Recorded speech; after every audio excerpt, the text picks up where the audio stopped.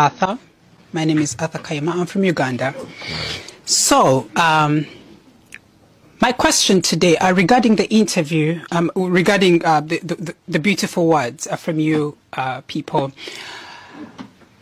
Yes, you mentioned, by the way, we are very lucky that at the end of the day, we are free. We got an opportunity to be in the UK where we can express ourselves and everything. And regarding or considering all the issues raised by our brother and sister from Ghana, it seems there is no hope for people back at home because they said nothing can be done. Everything is politicized. So how about an innocent? By the way, the issue is they are very innocent. Yeah. Very, very innocent. And this is what a straight man is not going, a homophobic is not going to understand this. A person is born gay. Really. A person is born gay. So how about that innocent boy or girl that is born gay, an innocent lesbian, a young boy or a young girl out there in Africa?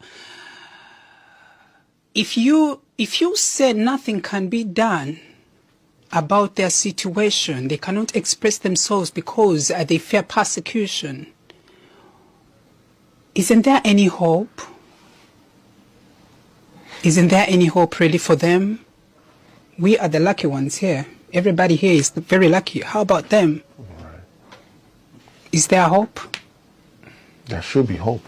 There should be hope. Yeah. Yes, there should be hope. And the hope is we as people who have got an opportunity to be open as the lucky gay and lesbian men and women, we have to do something about it. How do we express it? Let's not forget our culture. Let's not forget our morals. Let's fight in peace.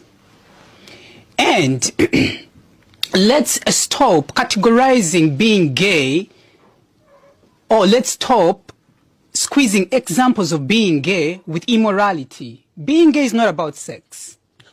It's not about sex. You know, love is love. And by the way, we've got a lot of gay people out there that are in a relationship and they have spent months and months without having sex. Yeah. So let's stop categorizing gay, like LGBT or, people in gay relationships with sex. Let's stop bringing... Sex is not immorality. It's a beautiful thing. I love sex.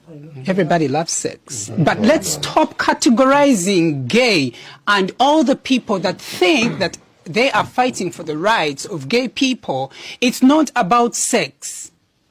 Some of us, we are in love. I'm not. I'm single. I'm single, but I mean, like, I've been in a relationship before where it's not about sex. So this is the only way we're going to help our brothers and sisters. Let's stop categorizing or, bringing out issues of LGBT, squeezing it with sex, walking naked. If I come and talk about, gay, I don't have to skip the sex beat of it, So we can always do that and that is the only way a person or a homophobic is going to sit down and listen. It's very hard to convince a homophobic person, but that's the only way we are going to win. At least whatever we are discussing is going to be grasped by people. That's in case we don't squeeze being gay with immorality or sexual intercourse. And then, of course, in relationships, love and everything, sometimes they walk in line with sex. But at the end of the day, I don't think those are bedroom issues. Nobody's supposed to. That's where the problem is. That's where very many Africans are not listening to us. Homophobics are not listening to us because of that issue. That's all right. Thank you very much, Atta. You're welcome. What Atta has just said is that